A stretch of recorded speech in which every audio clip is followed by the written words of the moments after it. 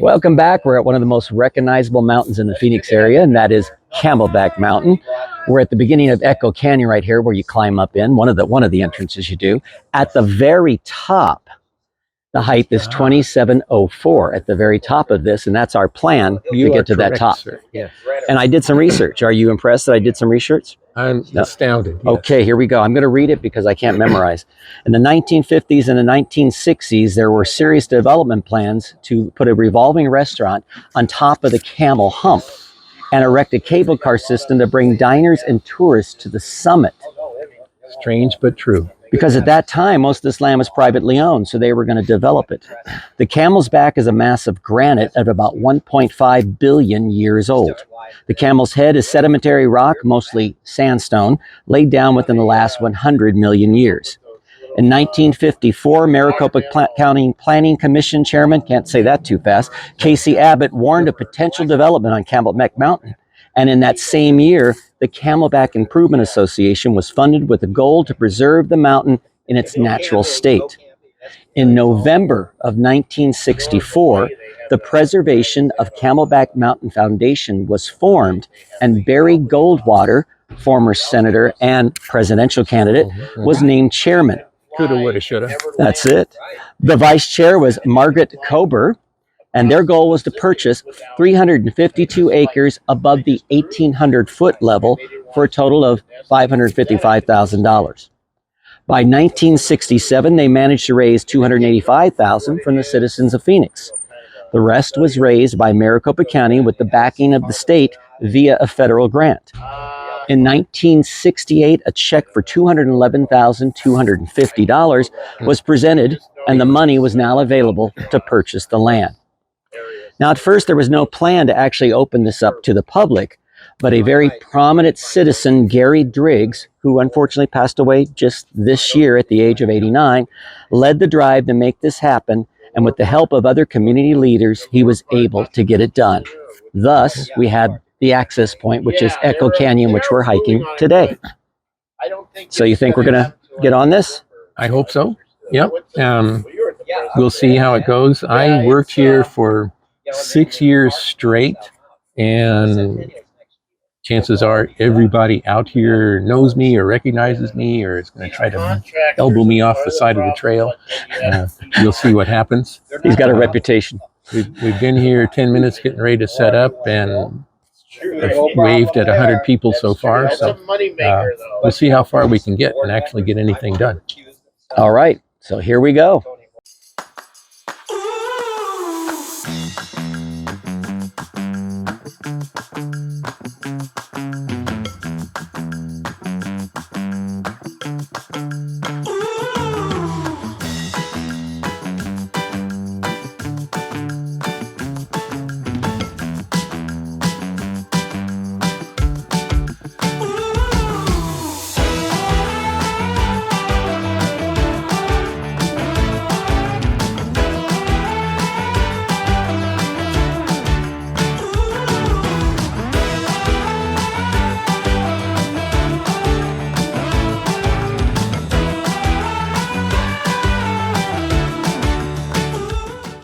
Howdy, friends. We're going to talk about a few civil engineering problems on this beautiful trail.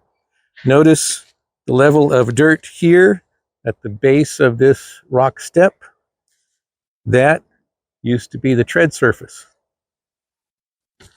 The tread surface is gone. The tread surface is gone by about 1.5 feet. Now, when this trail was first constructed, this was all constructed, brought in dirt, and coated with soil lock. And unfortunately, a storm hit before the soil lock really had time to cure. And all of this just washed away. There's so much traffic on this trail that everything is falling apart. So the west end of the Camel is all soft dirt and sandstone, and this was all just brought in and manufactured. Should have been fixed long ago. We got problems right here in River City.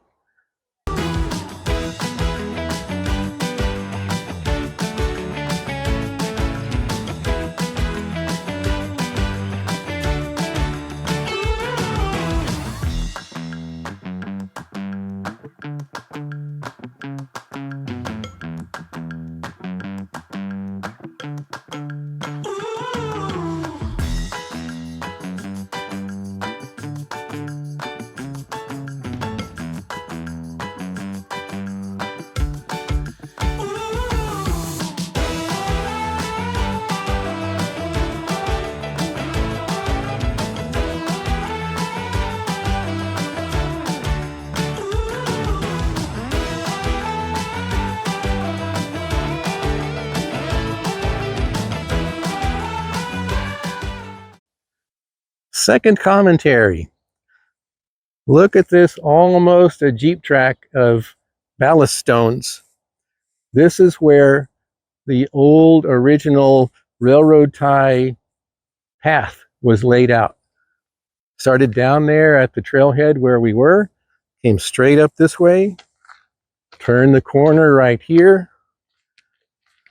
So all of this hillside, lower hillside, and lower trail section was all manufactured by bringing in thousands and thousands of pounds of dirt.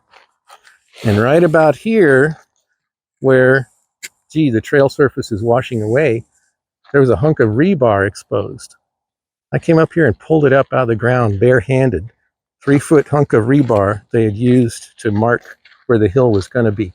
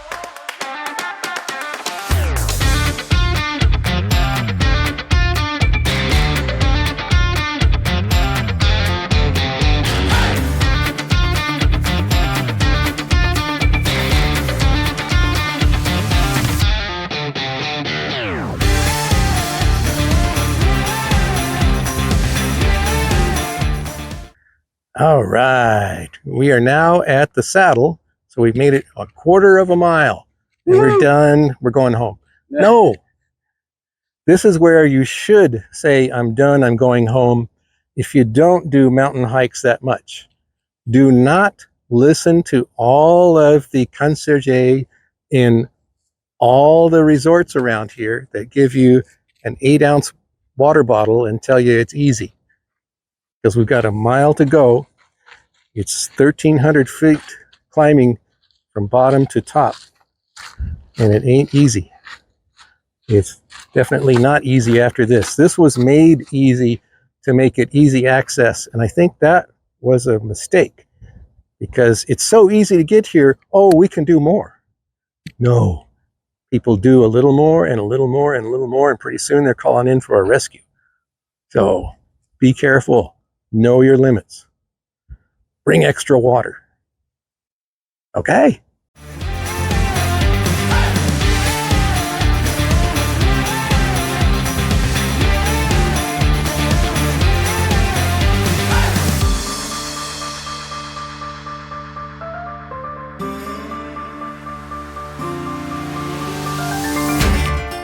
Alrighty. This is a catch fence to stop all the rocks crumbling off of the cliff that we're going to be under for the next 80 or 90 yards. This was 8 feet tall. Now I'm 6'2", and I can touch the top of this. So all of this that I'm stepping on now, slightly off trail, is debris coming off of this cliff. So now the top of this fence is 6 feet tall. And this was 8 feet tall. It's doing its job. It's catching 99% of the rocks that are tumbling off of this. But hey, this mountain is soft. It's not happy. Stay on the trails. Do not try to climb any of that stuff unless you are a pro. Because, oh boy, you got traction forever. until some big chunk of it breaks off and you fall. So be careful. Okie dokies.